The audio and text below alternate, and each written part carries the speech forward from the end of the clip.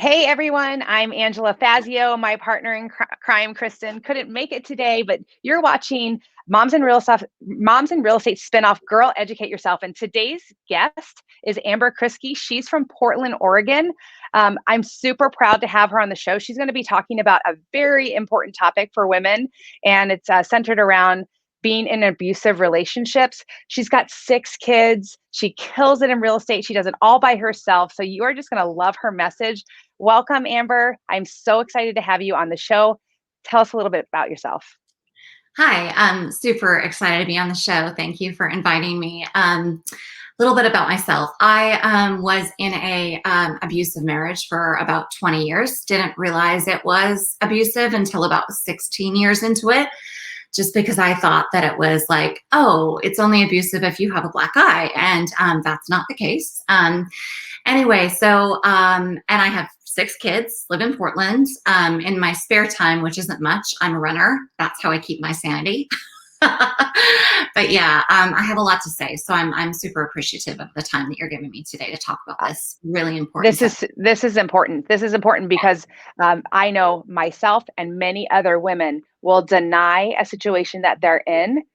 And so you're going to help us, I think, with like, what does it look like sometimes? And what are some warning signs? And how can I am amazed. Wait till you guys hear. She spent 4 years, right? Planning to get out of her situation. We need to hear about it all. So you start wherever you want.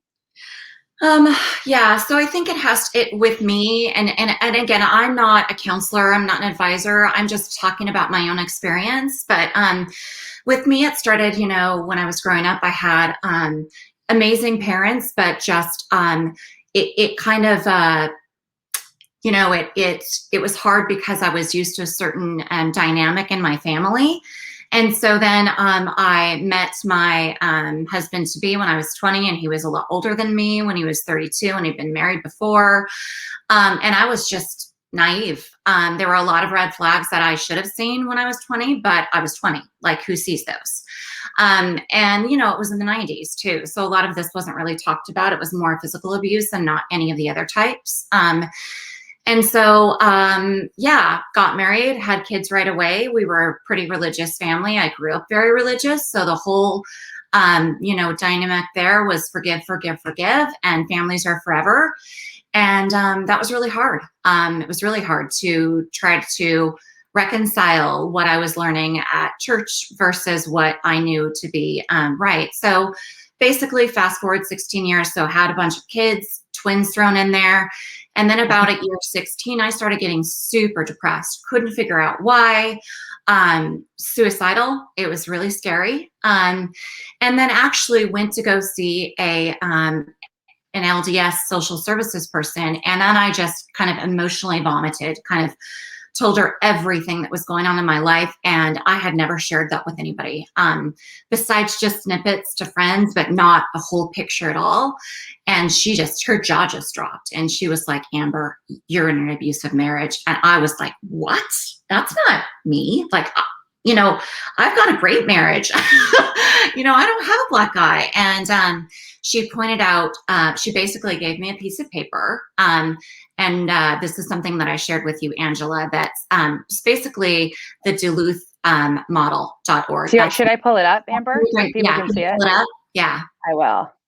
So this was really the pivotal moment in my marriage where I got shown this because I couldn't believe it. And this is called the power and control wheel. And so you can see there is, how many are there? 8 types of categories where if you're in an abusive relationship, it will show you ways that you are being abused without even knowing. So, there's obviously topics using intimidation. With me, it was breaking things. So that is actually a form of physical abuse that I didn't know, because that object that's being broken is a manifestation of the person. So first it started out with me. It started out with him breaking his stuff when he got angry. And then it transitioned to my stuff. And it became bigger and bigger things as time went on. So it was my phone, then it was my computer, then it was my car that he was breaking, smashing, destroying. And then it moved on to my kids' things. So that's one type. Emotional abuse is, you know, making someone feel like they're crazy, doing crazy things that make the person go, just react because they're crazy. And then they say, stop oh, with that one. I think so, I think if people are breaking things, you know, that should be a pretty big red flag. But it starts that crazy thing, because that was one of the things that happened in my life, making me like, I'm a crazy person. Yeah. So can you talk about that a little more? Yeah. So they do things to make you feel like they do bad things, and then you react out of it, and then they go, see, I told you you're crazy. That's crazy. And so that is gaslighting, where, you know, that's kind of the term for it now. It wasn't really known very, very much back then, where, you know, put me on the spot, I can't think of anything. But basically there was one instance where this is just, it is crazy now looking back on it. But basically I have a very tender heart, and we had a bird get stuck in the pillars of our house. And my kids walked outside and they're freaking out about this bird. And my husband was very, very particular about our house look, how our house looked. I mean, it had to be pristine at all times. It had to look like a model home. We lived on a very big house on the top of a hill. And in no way, shape, or form could that house's outside exterior be marred. So anyway, my kids are crying. They can hear the bird stuck in the pillar. And I'm telling my husband, we've got to take this pillar apart. Like, the bird is going to die. The kids are all upset. Nope, don't touch the bird. The bird is, you know, crazy. It's just, no, we're not, the bird is going to die. That's the way it's going to happen. So I called my dad, who lives about 5 minutes away. He came out and took the pillar apart and fixed the bird. I got the bird out. The bird flew away. All the kids were happy day. Put the thing back together. Didn't even look like anything was damaged. Everything was fine. My husband got home. It was bad. Very, very emotionally abusive, very verbally abusive, made it seem like what I did was completely horrible, and I was crazy to take apart a pillar in a house to be able to try to save a bird. And they proceeded to order a $5,000 couch online that we had a disagreement with, because I was like, that's great. You know what I mean? Yeah. So that was my punishment. It was basically 5 days of silent treatment, ordering whatever he wanted, because if I'm not going to listen to him, he's not going to listen to me. That was the kind of stuff. That was one. Yeah. So how can you help women to identify like warning signs, or like, hey, maybe if this is happening, you should say, maybe that's me. So I think looking up this wheel is really, really important, because this is what put it in black and white to me, where I could literally go to each one of these categories and go, oh my gosh, he's doing this, he's doing this, he's literally doing every single thing in that category. So I think having this to look at is really pivotal. There's one side of the wheel that's power and control. The other page is an equality part. I think you have that if you scroll down one page, where it talks about what it's like to be in an equal relationship. And none of that was happening at my house. I was controlled in every single way possible, with the children, with what I was wearing, with the money I was spending, with the fact that I had to get permission to go out with my girlfriends. I mean, it was bad. So the big thing I want to say to try to answer your question is what I did is, when I saw this, I took it home, thought about it for a couple of days, talked to my mom about it. And then, because my money was so watched, I was pulling money out. Some banks do this and some banks don't. My bank on the statement doesn't let you know how much petty cash you pulled out at a grocery store.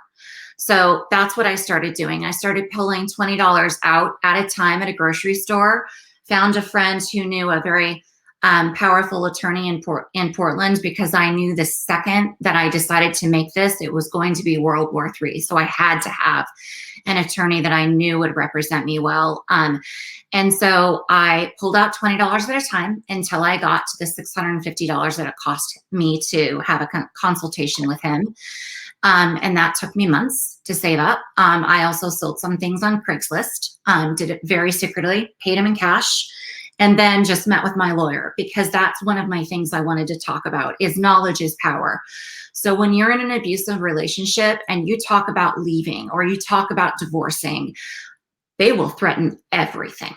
I got threatened with everything. I got threatened that he would take the kids. I got threatened that he would take the house, all the money, even the computer he had given me, everything. I would be penniless and homeless. And so I really think that knowledge is power, because then I went to go speak to this attorney. And he told me a couple of things. One, he told me my rights, which was super pivotal again for me, because I knew, I was like, oh, that's funny, I get half of everything, and I just was believing, my husband before, that I would be basically screwed and had no education. I got married when I was 20, and all I did was get pregnant for 20 years.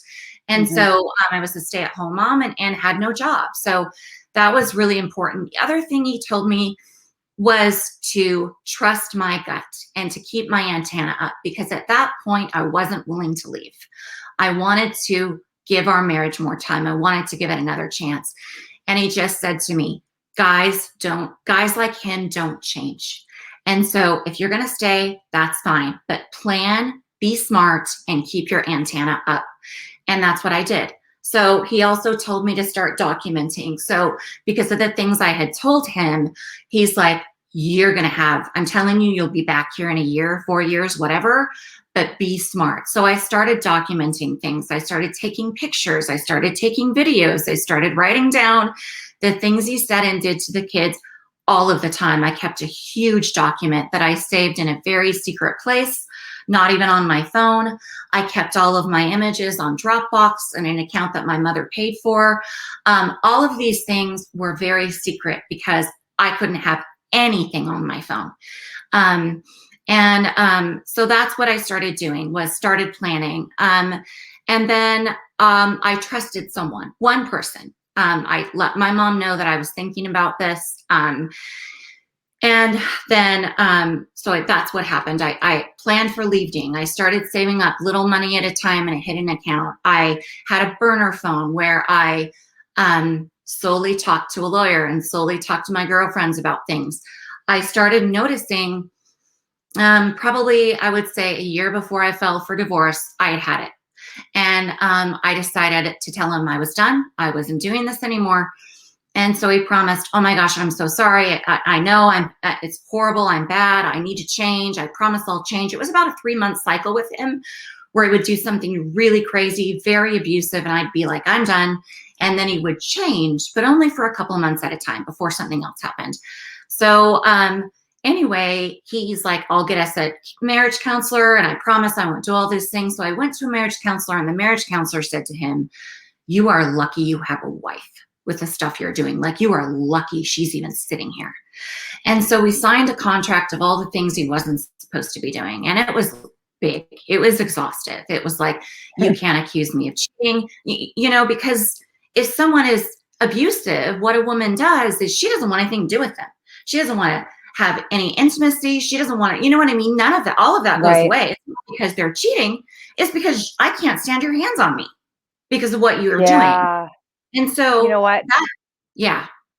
I'm telling you, I think this is such an important topic. And you have, just from this small bit that we've gone over, and we need more, because you have displayed a patience I don't know how you could have possibly had, a long suffering, even that long planning and the journaling.